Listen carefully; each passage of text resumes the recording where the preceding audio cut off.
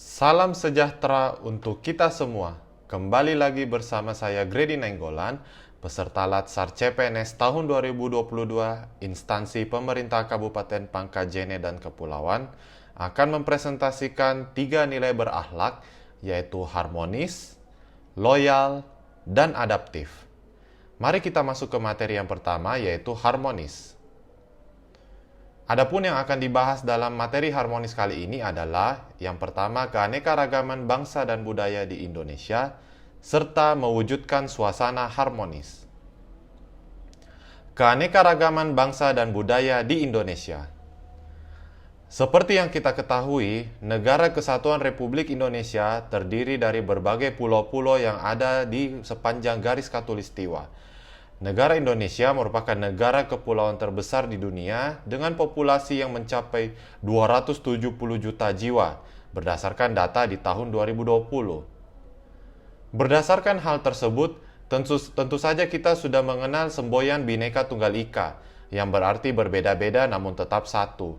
Bhinneka Tunggal Ika sendiri memiliki makna bahwa keberagaman sosial budaya akan membentuk kesatuan dari negara itu sendiri, yaitu Negara Kesatuan Republik Indonesia.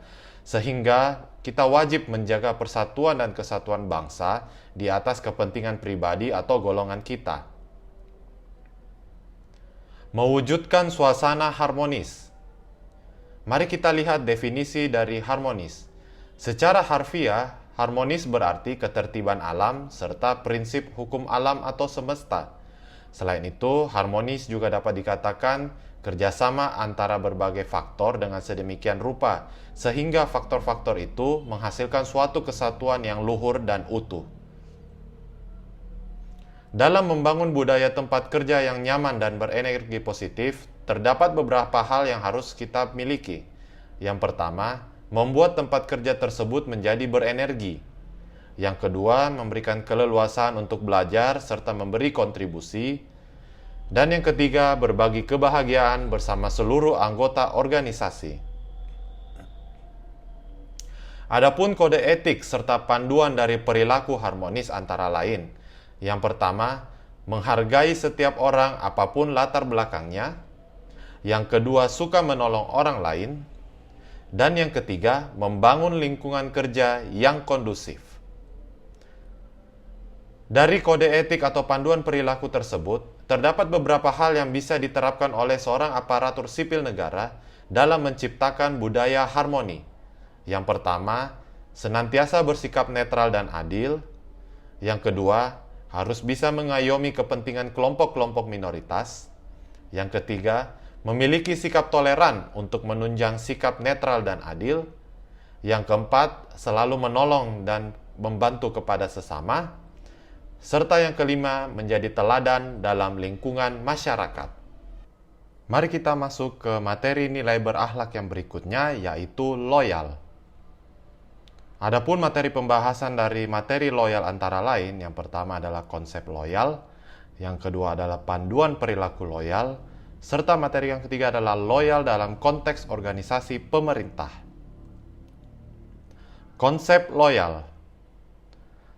Secara harfiah, loyal berarti setia atau sebuah kesetiaan. Namun jika dikaitkan dengan pekerjaan kita sebagai pegawai negeri sipil, loyal bermakna sebagai kesetiaan, paling tidak terhadap cita-cita organisasi, dan terlebih-lebih kepada Negara Kesatuan Republik Indonesia. Adapun karakteristik untuk mengukur loyalitas dari seorang pegawai antara lain, yang pertama, taat pada peraturan, yang kedua, bekerja dengan integritas, bertanggung jawab pada organisasinya, rasa kemauan untuk bekerja sama, rasa memiliki yang tinggi, hubungan antar pribadi, kesukaan terhadap pekerjaan yang dilakukan, keberanian mengutarakan ketidaksetujuan, serta menjadi teladan bagi pegawai lainnya.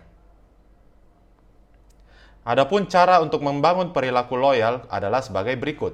Yang pertama, kita perlu membangun rasa kecintaan dan memiliki. Yang kedua, meningkatkan kesejahteraan. Yang ketiga, memenuhi kebutuhan rohani. Yang keempat, memberikan kesempatan pada peningkatan karir, serta melakukan evaluasi secara berkala. Panduan perilaku loyal. Adapun kode etik serta panduan perilaku dari nilai berakhlak loyal antara lain, yang pertama, memegang teguh ideologi Pancasila, Undang-Undang Dasar Negara Republik Indonesia tahun 1945, setia kepada NKRI serta pemerintah yang sah, menjaga nama baik sesama ASN, pimpinan instansi, dan negara. Yang ketiga, menjaga rahasia jabatan dan negara. Adapun perwujudan dari kode etik dari loyal antara lain, yang pertama, memegang teguh ideologi Pancasila, Undang-Undang Dasar Negara Republik Indonesia tahun 1945, setia kepada NKRI serta pemerintah yang sah. Perwujudannya antara lain, yang pertama, memegang teguh ideologi Pancasila, yang kedua, mengabdi kepada negara dan rakyat Indonesia, dan yang ketiga, memiliki kemampuan dalam melaksanakan kebijakan dan program pemerintah.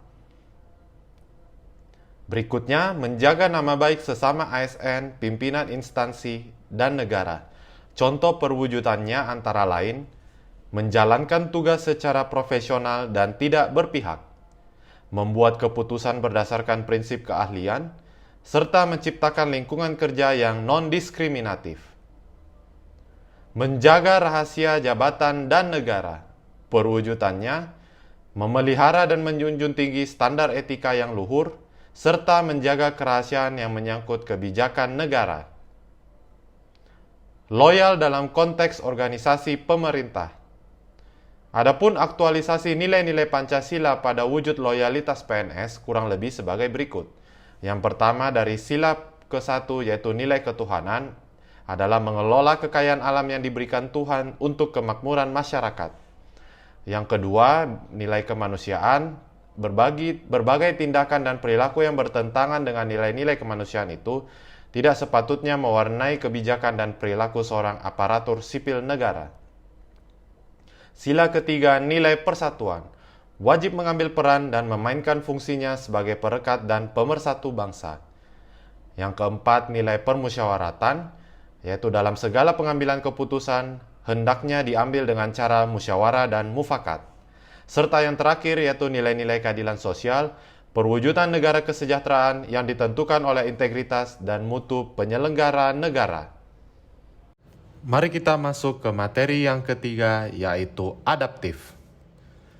Adapun materi pembahasan dari nilai berakhlak adaptif antara lain, mengapa adaptif, memahami adaptif, panduan perilaku adaptif, serta adaptif dalam konteks organisasi pemerintah. Mengapa adaptif? Alasan adaptif perlu diaktualisasikan antara lain, yang pertama karena perubahan lingkungan strategis, kompetisi di sektor publik, komitmen mutu, perkembangan teknologi, serta tantangan praktek administrasi publik. Mari kita lihat definisi dari adaptif. Adaptif merupakan kemampuan mengubah diri sesuai dengan keadaan lingkungan, tetapi juga mengubah lingkungan sesuai dengan keadaan yang diinginkan oleh diri sendiri. Berkaitan dengan itu, kita perlu mengetahui tentang kreativitas dan inovasi. Sebuah inovasi yang baik berasal dari sebuah kreativitas, sehingga dimensi kreativitas yang perlu kita ketahui antara lain yaitu fluensi atau kefasihan, flexibility, elaboration, serta originality. Ciri-ciri organisasi adaptif memiliki 3 unsur dasar. Yang pertama adalah landscape, berkaitan dengan kemampuan memahami kebutuhan organisasi untuk beradaptasi. Yang kedua adalah pembelajaran, berkaitan dengan perencanaan adaptasi, penciptaan budaya adaptif dan struktur adaptasi, serta kepemimpinan untuk membentuk adaptive organization.